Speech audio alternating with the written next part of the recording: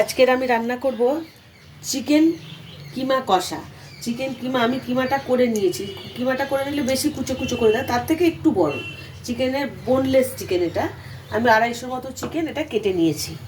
নিয়ে তার জন্য লাগছে আদা রসুনের পেস্ট, ক্যাপসিকাম কুচানো হাফ টুকরো, একটা ছোট টমেটো কুচানো, একটা বড় পেঁয়াজ কুচানো, লঙ্কা গুঁড়ো, হলুদ গুঁড়ো, নুন আর গোটা লঙ্কা, তেজপাতা। সাধারণ উপকরণ দিয়ে আমি চিকেন কষাটা করব আজকে। গ্যাসটা এখন জ্বালিয়ে নিই। এটা আমি সর্ষের তেলে রান্না করব। সর্ষের তেলটা আমি এখন কড়াইতে দিয়ে দিই।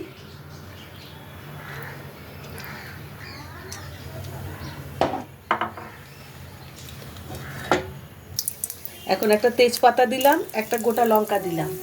এবার দিয়ে দেবো পেঁয়াজ কুচানো। হাফ ভাজা হয়ে গেলে আমি ক্যাপসিকামটা দেবো। ক্যাপসিকামের টুকরোগুলো এর মধ্যে আমি দিয়ে দিলাম। দিয়ে আরেকটু নেড়ে চেড়ে নেবো। একটু ভাজা ভাজা হয়ে গেলে টমেটোটা দেবো। একটু ভাজা ভাজা হয়ে গেছে, এখন আমি এই টমেটোর টুকরোগুলো দিয়ে দিলাম।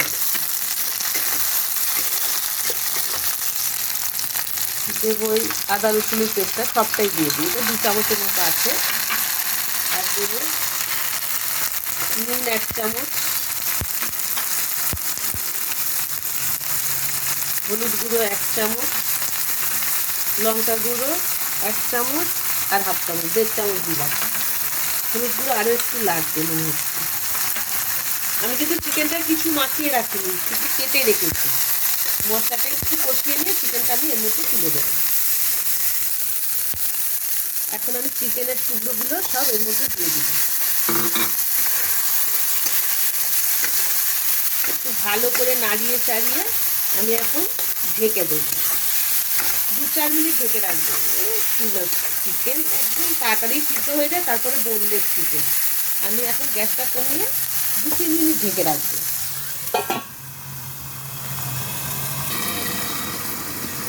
2 মিনিট হয়ে গেছে, এখন ঢাকাটা খুলে দেখি।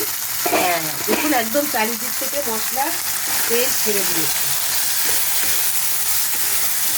এখন আমি সামান্য জল, এই হাফ বাটি মতো জল দিয়ে দেবো। দিয়ে একটু ভালো করে নাড়াচাড়া করে আরও 2 মিনিট ঢেকে দেবো। খুব তাড়াতাড়ি রান্না হয়ে যায় কিন্তু এটা।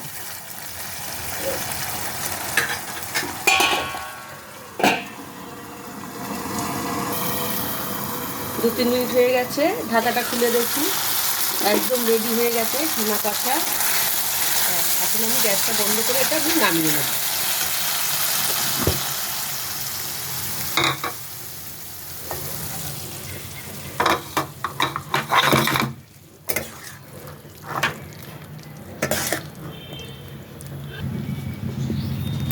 রেডি হয়ে গেছে চিকেন কষা। চিকেন কষা না, চিকেন কিমা কষা। তার মধ্যে দিয়েছি আমি টমেটো, ক্যাপসিকাম, পেঁয়াজ। সাধারণ উপকরণ দিয়ে এটা গরম ভাতে বা রুটির সাথে খুব ভালো লাগবে।